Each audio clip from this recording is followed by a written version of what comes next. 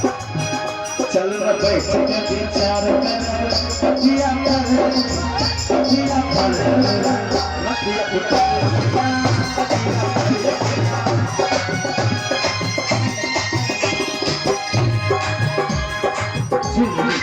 आगे साउंड नहीं है ना